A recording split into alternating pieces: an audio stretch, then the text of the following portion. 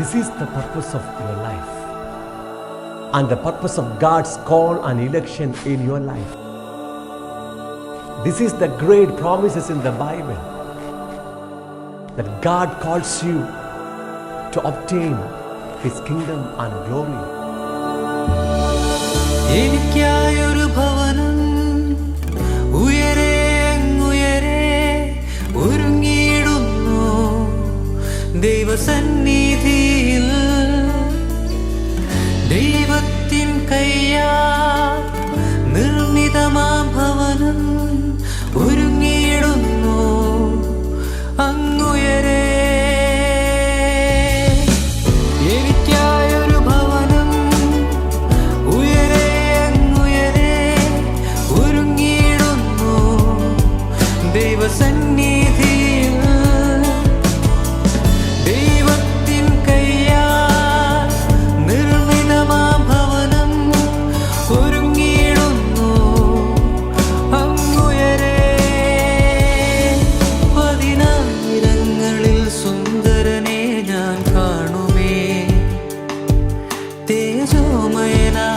പിതാവിനെ ഞാൻ കാണുമേ, പതിനായിരങ്ങളിൽ സുന്ദരനെ ഞാൻ കാണുമേ.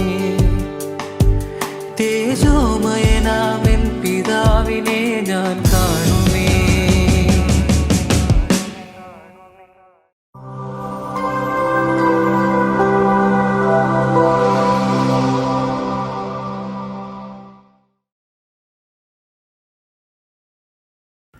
Welcome to kingdom and glory of God. ദൈവരാജ്യത്തിലേക്കും അവൻ്റെ തേജസ്സിങ്കലേക്കും എൻ്റെ എല്ലാ മാന്യ പ്രേക്ഷകർക്കും ഹാർദവമായ സ്വാഗതം. ദൈവം നമ്മെ സൃഷ്ടിച്ചിരിക്കുന്നത് അവൻ്റെ രാജ്യവും തേജസ്സും പ്രാപിക്കാൻ വേണ്ടിയാണ്. ദൈവരാജ്യം എന്നാൽ അർത്ഥമെന്താണ്? ദ ഗവൺമെൻറ് ഓഫ് ഗാഡ്, ദൈവത്തിൻ്റെ ഭരണമെന്നാണ് അർത്ഥം. ഒന്നാമതായി, ദൈവത്തിൻ്റെ രാജ്യം ഒരു വ്യക്തിയിൽ ആരംഭിക്കുകയും തുടർന്ന് ആക്ഷരികമായി ഈ ഭൂമിയിൽ ദൈവരാജ്യം വെളിപ്പെടുകയും ചെയ്യുന്നു. ദൈവം ഒരു പുതിയ ഭൂമിയും ആകാശവും സൃഷ്ടിച്ച് ദൈവം താൻ ശില്പിയായി നിർമ്മിച്ചതും അടിസ്ഥാനങ്ങൾ ഉള്ളതുമായ ദൈവത്തിൻ്റെ നഗരമായി പുതിയ ജെറുസലേം എന്ന നഗരം സ്ഥാപിച്ച ദൈവവും മനുഷ്യനും ഒരുമിച്ച് വാസം ആരംഭിക്കുമ്പോൾ നിത്യരാജ്യം വെളിപ്പെടുകയായി. ദൈവം നമ്മെ സൃഷ്ടിച്ചിരിക്കുന്നത് അവൻ്റെ തേജസ്സും പ്രാപിക്കാൻ വേണ്ടിയാണ്. എന്താണ് ദൈവ തേജസ്സിൻ്റെ അർത്ഥം? ദർശനീയവും സ്പർശനീയവും ശ്രവണീയവുമായ ദൈവത്തിൻ്റെ സാന്നിധ്യമാണ് ദൈവ തേജസ്.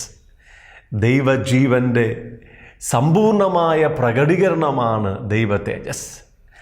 ദൈവത്തിൻ്റെ തേജസ് എന്ന് പറഞ്ഞാൽ ദൈവം തന്നെയാണ്.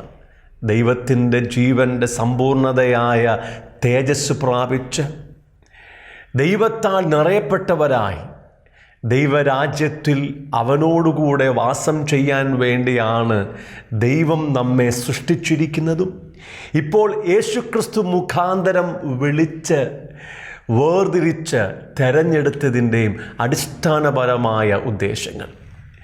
കഴിഞ്ഞ 11 എപ്പിസോഡുകളിലൂടെ വിശുദ്ധ വേദപുസ്തകത്തിലെ അടിസ്ഥാനപരമായ 4 സത്യങ്ങൾ നാം ഒരുമിച്ച് പഠിക്കുവാനായിട്ട് ആരംഭിച്ചു. അതിൽ ഒന്നാമത്തേത് ദൈവം മനുഷ്യനെ സൃഷ്ടിച്ചതിൻ്റെ പരമമായ ഉദ്ദേശ്യങ്ങളാണ്. രണ്ടാമത്തേത് ആ ദൈവിക പദ്ധതിയിൽ നിന്നും വീണുപോയ മനുഷ്യനെ തൻ്റെ പുത്രനെ നൽകി വിളിച്ച് തെരഞ്ഞെടുത്തതിൻ്റെ ഉദ്ദേശ്യമാണ്. മൂന്നാമത്തേത് വിശുദ്ധ വേദപുസ്തകത്തിലൂടെ ദൈവം ഒരു കൂട്ടം വാഗ്ദത്തങ്ങൾ തൻ്റെ ജനത്തിന് കൊടുത്തിട്ടുണ്ട്. ഈ വാഗ്ദത്തങ്ങളാണ് മൂന്നാമത്തെ വിഷയം. നാലാമത്തെ വിഷയം ഉൽപ്പത്തി പുസ്തകം തുടങ്ങി വെളിപാട് വരെയുള്ള 66 പുസ്തകങ്ങളിലൂടെ ഓരോ കാലഘട്ടങ്ങളിലും ജീവിച്ചിരുന്ന തൻ്റെ ജനത്തോട് സ്വർഗത്തിലെ ദൈവം അരുളി ചെയ്തിരിക്കുന്ന സന്ദേശങ്ങളാണ്. ഈ 4 കാര്യങ്ങളും എല്ലായ്പ്പോഴും ഒന്ന് തന്നെ ആയിരിക്കുമെന്ന് പ്രാരംഭ എപ്പിസോഡുകളിൽ ഞാൻ നിങ്ങളോട് വ്യക്തമായിട്ട് പറഞ്ഞിട്ടുണ്ട്. ദൈവം നമ്മെ സൃഷ്ടിച്ചതിൻ്റെ പരമമായ ഉദ്ദേശത്തിൽ ഒന്നാമത്തേത് ദൈവത്തിന് ഒരു കൂട്ടം പുത്രീപുത്രന്മാരെ ആവശ്യമായതുകൊണ്ടാണ്. ദൈവത്തിന് ഒരു കുടുംബം വേണം. എന്നാൽ ഒന്നാമത്തെ പുത്രനായ ആദാം ദൈവത്തിൻ്റെ നിയമങ്ങൾ ലംഘിച്ച് ദൈവത്തിനെതിരെ പാപം ചെയ്ത് ദൈവത്തിൻ്റെ കുടുംബത്തിൽ നിന്നും വെളിയിലാക്കപ്പെട്ടു. എന്നാൽ തുടർന്ന് ആദാമിൻ്റെ ഒരു മകനായ ശേത്തിൻ്റെ പാരമ്പര്യക്കാരിലൂടെ ദൈവത്തിൻ്റെ കുടുംബത്തിൻ്റെ വ്യവസ്ഥ ഈ ഭൂമിയിൽ മുന്നോട്ട് പോയെങ്കിലും ദൈവത്തിൻ്റെ പുത്രന്മാർ എന്ന് വിളിക്കപ്പെട്ട ശേത്തിൻ്റെ തലമുറക്കാർ നോഹയുടെ കാലഘട്ടം വന്നപ്പോൾ ദൈവത്തിൻ്റെ നിയമങ്ങൾ ലംഘിച്ച് ദൈവത്തിനെതിരെ പാപം ചെയ്ത് അവരും ദൈവ കുടുംബത്തിൽ നിന്ന് വെളിയിലാക്കപ്പെട്ടു. ദൈവം ആ തലമുറയെ ജലപ്രളയത്താൽ ന്യായം വിധിക്കുകയും നോഹയെയും കുടുംബത്തെയും മാത്രം രക്ഷിക്കുകയും ചെയ്തു. തുടർന്ന് നോഹയുടെ വംശപാരമ്പര്യത്തിലൂടെ ദൈവം തനിക്കായി ഒരു മനുഷ്യനെ കണ്ടെത്തി. അദ്ദേഹത്തിൻ്റെ പേര് ആബ്രഹാം എന്നാണ്. ആബ്രഹാമിലൂടെ ദൈവം തനിക്ക് ഒരു വലിയ കുടുംബത്തെ ഈ ഭൂമിയിൽ സൃഷ്ടിച്ചെടുത്തു. അവരുടെ പേര് ഇസ്രായേൽ മക്കൾ എന്നാണ്. എന്നാൽ ഇസ്രായേൽ ജനവും ദൈവത്തിൻ്റെ നിയമങ്ങൾ ലംഘിച്ച് ദൈവത്തിനെതിരെ പാപം ചെയ്ത് അവൻ്റെ കുടുംബത്തിൽ നിന്നും അന്യമാക്കപ്പെട്ടു. ആദമിൻ്റെയോ ശേത്തിൻ്റെ തലമുറക്കാരുടെയോ ഇസ്രായേൽ ജനത്തിൻ്റെയോ മത്സരമോ അനുസരണക്കേടോ ഈ ഭൂമിയിൽ തൻ്റെ കുടുംബത്തെ പുനഃസ്ഥാപിക്കുക എന്ന ദൈവത്തിൻ്റെ പദ്ധതിക്ക് നീക്കം വരുത്തിയില്ല. കാലസമ്പൂർണതയിൽ ദൈവം തൻ്റെ ഏകജാതനായ പുത്രനായ യേശുക്രിസ്തുവിനെ സകല മനുഷ്യർക്കും പകരക്കാരനായ ഭൂമിയിലേക്ക് അയച്ച് തൻ്റെ ക്രൂശ് മരണത്തിലൂടെ മനുഷ്യവർഗത്തിൻ്റെ പാപങ്ങൾക്ക് പരിഹാരം വരുത്തി അവരെ നിത്യമായി രക്ഷിച്ചിരിക്കുകയാണ്.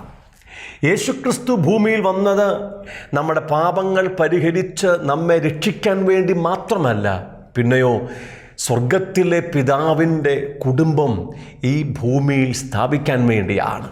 ഇപ്പോൾ യേശുവിനെ കൈക്കൊണ്ട് യേശുക്രിസ്തുവിൻ്റെ നാമത്തിൽ വിശ്വസിക്കുന്ന ഏവർക്കും ദൈവത്തിൻ്റെ മക്കളായി തീരുവാൻ സ്വർഗത്തിലെ പിതാവ് അധികാരം കൊടുത്തിരിക്കുകയാണ്.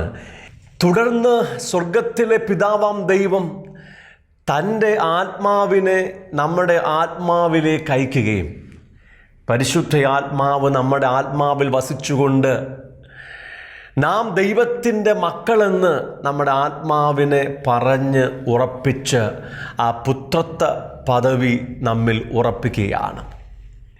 ഇപ്പോൾ പരിശുദ്ധ ആത്മാവ് തൻ്റെ സാന്നിധ്യത്താൽ എൻ്റെ ഹൃദയത്തിൽ വസിക്കുകയും ആബാ പിതാവേ എന്ന് എനിക്ക് പകരമായി സ്വർഗത്തിലെ പിതാവിനെ വിളിക്കുകയും ചെയ്യുകയാണ്.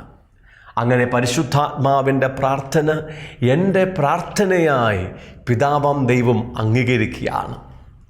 ക്രമേണ എൻ്റെ ബുദ്ധിയും മനസ്സും പരിശുദ്ധാത്മാവിൻ്റെ പ്രാർത്ഥന മനസ്സിലാക്കി ഞാൻ ദൈവത്തിൻ്റെ മകനാണെന്നുള്ള ബോധ്യം എനിക്കുണ്ടാകുകയും പരിശുദ്ധാത്മാവിൻ്റെ സഹായത്താൽ ഇപ്പോൾ ഞാനും സ്വർഗത്തിലെ ദൈവത്തെ ആബാ പിതാവേ എന്ന് വിളിക്കുവാൻ ആരംഭിക്കുകയാണ്.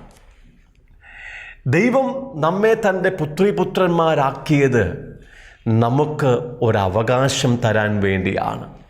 എന്താണ് നമുക്ക് ദൈവത്തിലുള്ള അവകാശം? അത് ദൈവത്തിൻ്റെ തേജസ്സാണ്. അതായത് ദൈവം തന്നെയാണ് നമ്മുടെ അവകാശം. ദൈവം നമ്മെ ഇപ്പോൾ അവൻ്റെ പുത്രീപുത്രന്മാരായി വിളിച്ച് തെരഞ്ഞെടുത്തത് യേശുക്രിസ്തുവിൻ്റെ തികവുള്ള സമ്പൂർണതയുള്ള ഒരു കൂട്ടം പുത്രീപുത്രന്മാരായി നമ്മെ രൂപാന്തരപ്പെടുത്തിയെടുക്കാൻ വേണ്ടിയാണ്.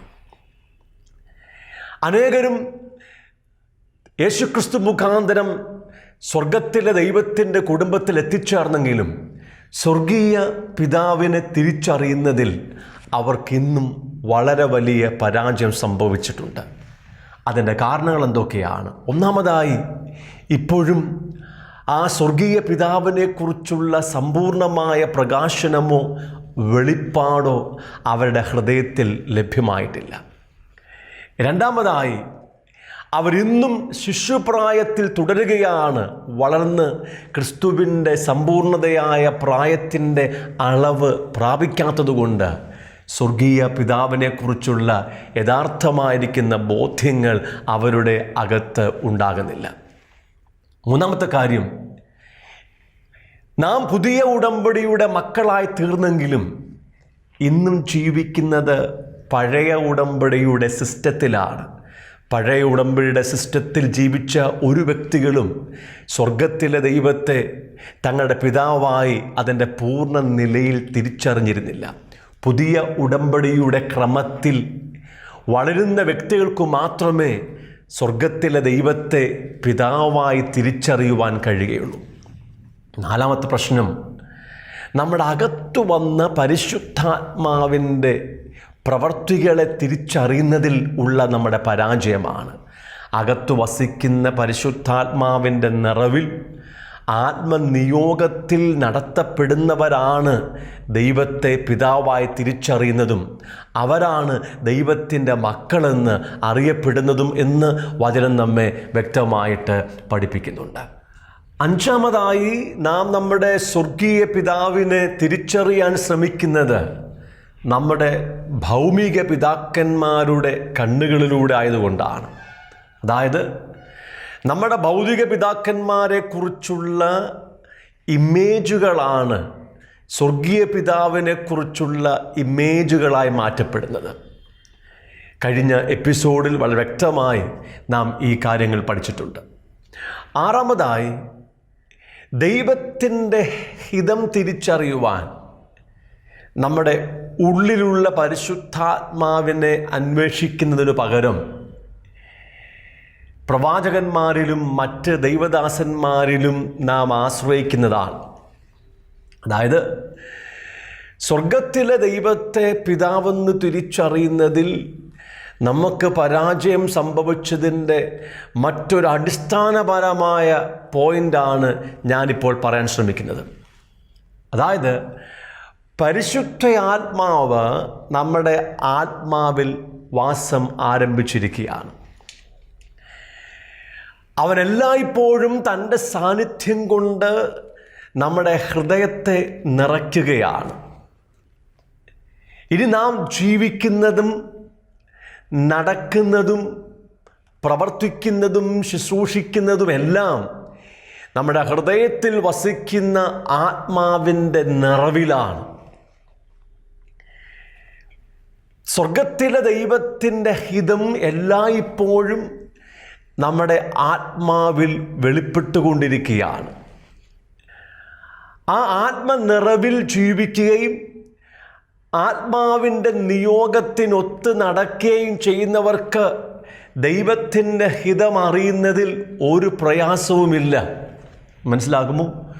സ്വർഗത്തിലെ പരിശുദ്ധ ആത്മാവ് നിങ്ങളുടെ ആത്മാവിൽ വസിക്കുകയും നിങ്ങളുടെ ഹൃദയത്തെ തൻ്റെ സാന്നിധ്യം കൊണ്ട് നിറയ്ക്കുകയും ചെയ്യുന്നതുകൊണ്ട് പരിശുദ്ധാത്മാവിൻ്റെ ഹിതം, സ്വർഗത്തിലെ പിതാവാം ദൈവത്തിന് നിങ്ങളുടെ ജീവിതത്തെക്കുറിച്ചുള്ള ഹിതങ്ങൾ ഏത് നേരത്തും എല്ലാ സമയത്തും നിങ്ങളുടെ ഹൃദയത്തിൽ വെളിപ്പെടുത്തിക്കൊണ്ടിരിക്കുകയാണ്.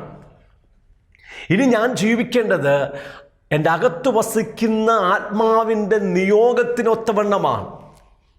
പക്ഷേ മിക്കപ്പോഴും നമ്മുടെ അകത്ത് വസിക്കുന്ന പരിശുദ്ധാത്മാവിൻ്റെ നിയോഗത്തെ തിരിച്ചറിയുന്നതിൽ, ദൈവത്തിൻ്റെ ഹിതത്തെ മനസ്സിലാക്കുന്നതിൽ നമുക്ക് പരാജയം സംഭവിക്കുന്നത് കൊണ്ട് സ്വർഗീയ പിതാവിനെ തിരിച്ചറിയുന്നതിലും നമുക്ക് പരാജയം സംഭവിക്കുകയാണ്.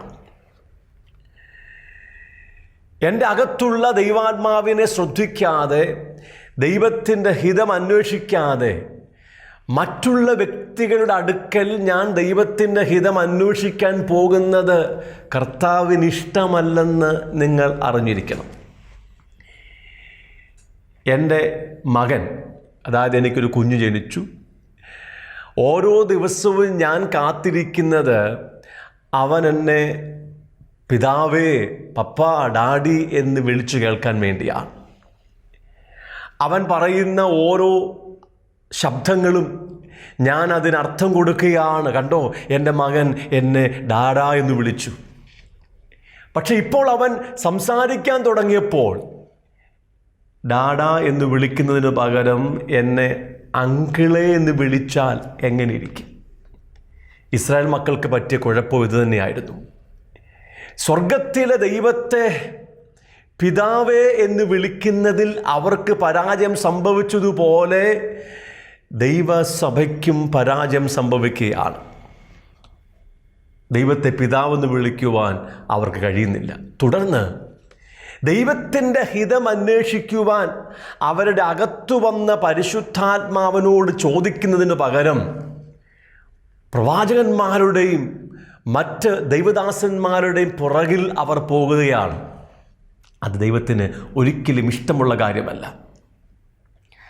എൻ്റെ മകൻ അവൻ്റെ പിതാവിനെക്കുറിച്ച് അറിയുവാൻ, അല്ലെങ്കിൽ അവനെക്കുറിച്ചുള്ള പിതാവിൻ്റെ ഹിതം അറിയുവാൻ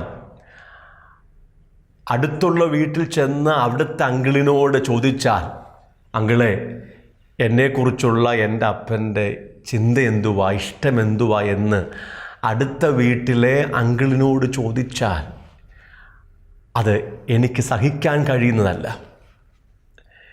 എൻ്റെ മകൻ അങ്ങനെ പ്രവർത്തിച്ചാൽ ഞാനും എൻ്റെ മകനുമായി ഒരു ബന്ധവുമില്ല.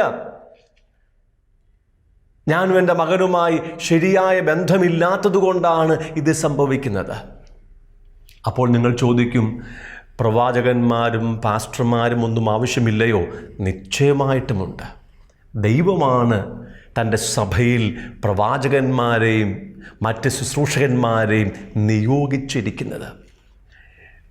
നിങ്ങൾ യേശുക്രിസ്തുവിനെ സ്വീകരിച്ച് ദൈവകുടുംബത്തിൽ അംഗമായി തീർന്നെങ്കിലും പ്രാരംഭ നാളുകളിൽ നിങ്ങളുടെ അകത്തു വന്ന പരിശുദ്ധാത്മാവിൻ്റെ നിറവിനെയോ നിയോഗത്തെയോ ആത്മാവിലൂടെ ലഭ്യമാകുന്ന ദൈവത്തിൻ്റെ ഹിതത്തെയോ തിരിച്ചറിയുന്നതിൽ പ്രയാസമുണ്ടാകും.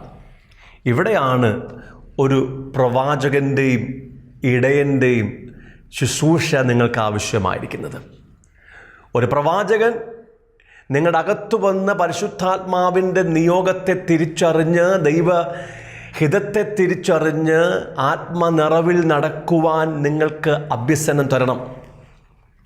ഒരു ഇടയൻ, ഒരു പാസ്റ്റർ ദൈവത്തിൻ്റെ വചനം പഠിപ്പിച്ച് നിങ്ങളെ സ്വർഗീയ പിതാവിൻ്റെ വെളിപ്പാടിലേക്ക് നടത്തേണ്ട വ്യക്തിയാണ്.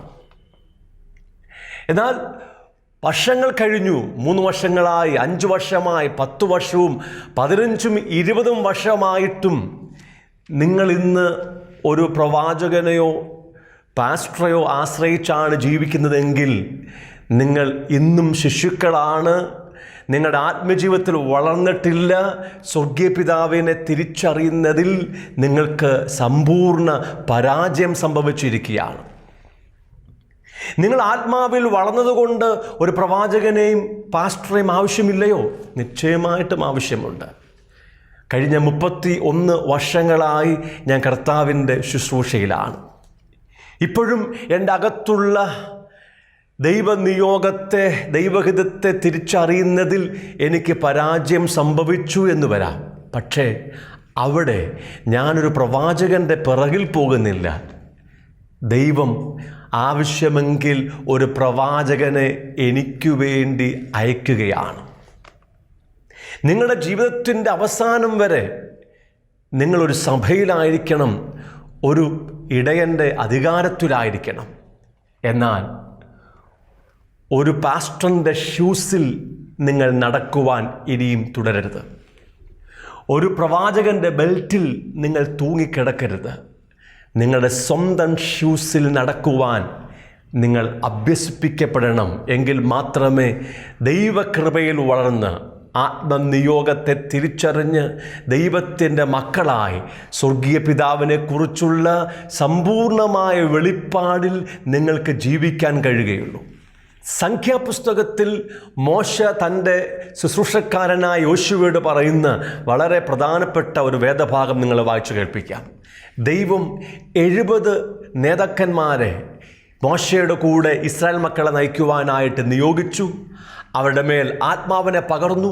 അവരെല്ലാവരും ആത്മാവിൽ പ്രവചിക്കുവാൻ ആരംഭിച്ചു. എന്നാൽ അതിൽ 2 മൂപ്പന്മാർ അവർ സമാഗമന കൂടാരത്തിൻ്റെ മുമ്പാകെ എത്തിയിരുന്നില്ല. ആ പാളയത്തിൻ്റെ നടുക്ക് വെച്ച് അവർ പ്രവചിച്ചു. അതറിഞ്ഞ യോശുവ മോശയോട് പറയുകയാണ്, യജമാനനെ അവരെ വിരോധിക്കണമേ. മോശ പറയുന്ന മറുപടിയാണ് 11-ാം അധ്യായത്തിൻ്റെ 29-ാം വാക്യത്തിൽ. മോശ അവനോട്, എന്നെ വിചാരിച്ച് നീ അസൂയപ്പെടുന്നുവോ? യഹോവയുടെ ജനമൊക്കെയും പ്രവാചകന്മാരാകുകയും യഹോവ തൻ്റെ ആത്മാവിനെ അവരുടെ മേൽ പകരുകയും ചെയ്തെങ്കിൽ കൊള്ളാമായിരുന്നു എന്ന് പറഞ്ഞു.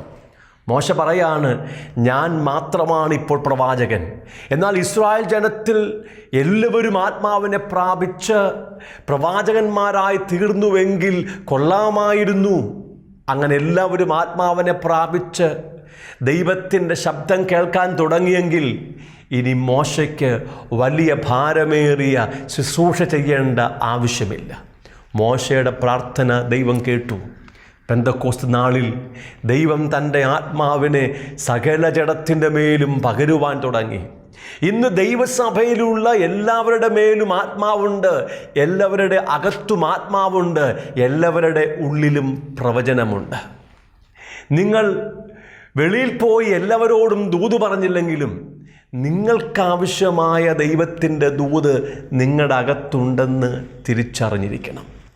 എബ്രായ ലേഖനം 5-ാം അധ്യായത്തിൻ്റെ 11-12 വാക്യങ്ങൾ പറഞ്ഞിരിക്കുന്നത്, കാലം നോക്കിയാൽ ഇപ്പോൾ ഉപദേഷ്ടക്കന്മാരായി തീരേണ്ട നിങ്ങൾക്ക് ദൈവത്തിൻ്റെ അരുളപ്പാടുകളുടെ ആദ്യ പാഠങ്ങളെ തന്നെ വീണ്ടും പഠിപ്പിച്ചു തരേണ്ട ആവശ്യം വന്നിരിക്കുകയാണ്. എന്താ കാരണം?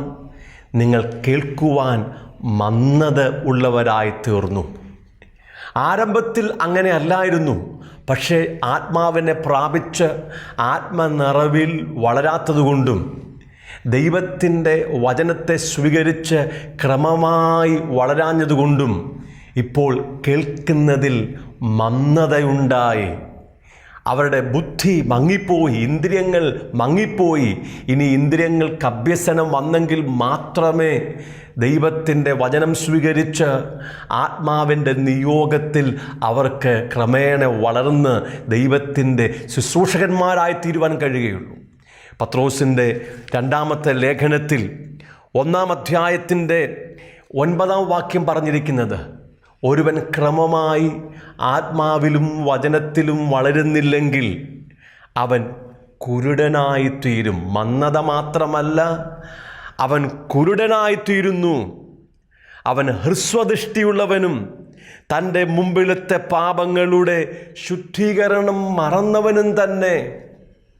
കർത്താവിനെ അറിഞ്ഞു, ദൈവ കുടുംബത്തിൽ വന്നു, ആത്മാവിൻ്റെ നിയോഗത്തിൽ ആത്മാവിൻ്റെ ഹിതമറിഞ്ഞ് വളരാതിരിക്കുകയും ദൈവത്തിൻ്റെ വചനം സ്വീകരിച്ച് ക്രമമായി വളരാതിരിക്കുകയും ചെയ്താൽ അവൻ കുരുടനായി തീരുകയാണ്. അവൻ ഹ്രസ്വദൃഷ്ടിയുള്ളവനായി മാറ്റപ്പെടുകയാണ്. മാത്രമല്ല, മുമ്പിലത്തെ പാപങ്ങളുടെ മോചനം പോലും അവൻ മറന്നുപോകുകയാണ്.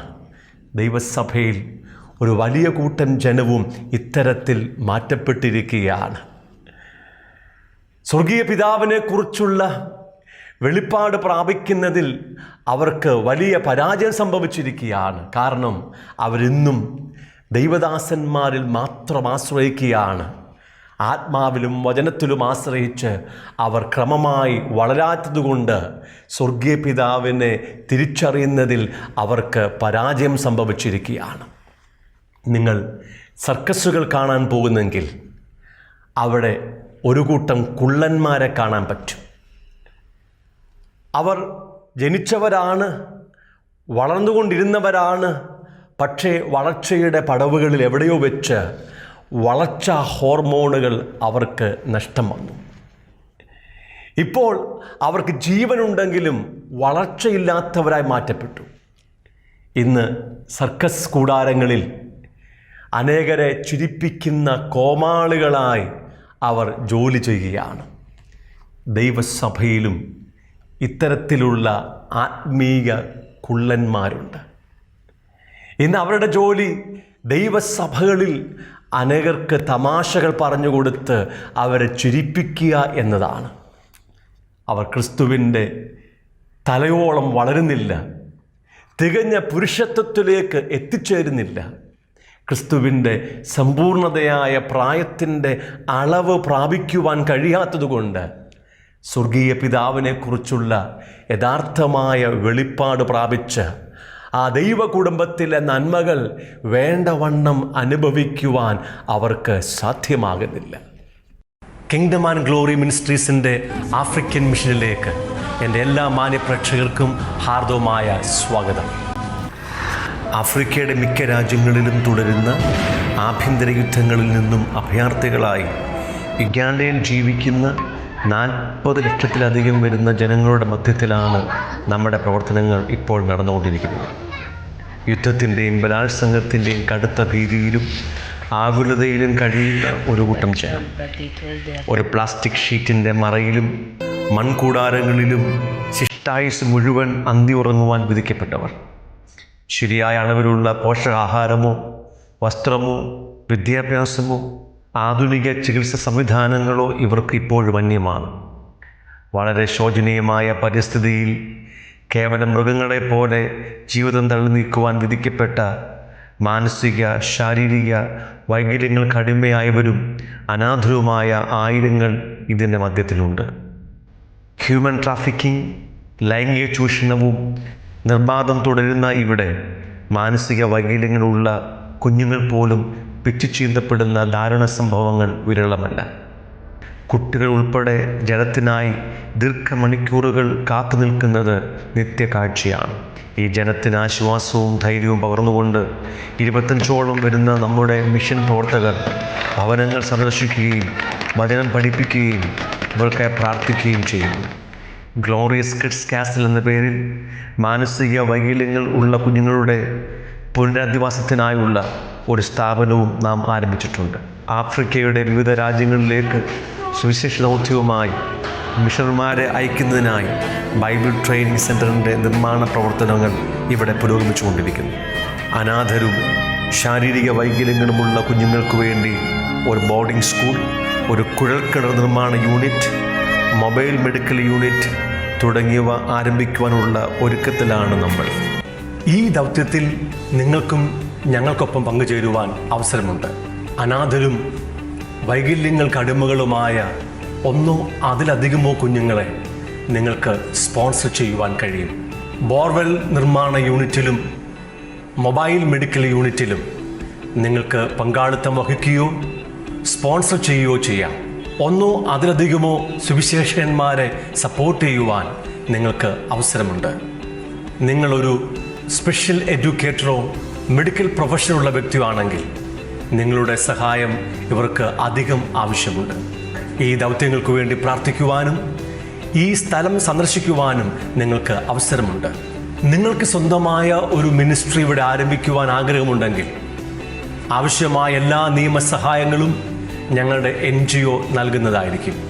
വാക്കുകൾക്ക് അതീതമായ ദുരന്തമുഖത്ത് ജീവിക്കുന്ന നമ്മുടെ സഹജീവികളുടെ ആശ്വാസത്തിനും ഉന്നമനത്തിനുമായി നമുക്ക് ഒരുമിച്ച് ഈ ദൗത്യത്തിൽ പങ്കുചേരാം. നഗരമതിൻ ഭവനമാ നിൻ തേജസ്സിൻ പൂർണ്ണതയിൻ അവകാശമാ. പുതു ജെറുസലേം നഗരമതിൻ ഭവനമാ നിൻ തേജസ്സിൻ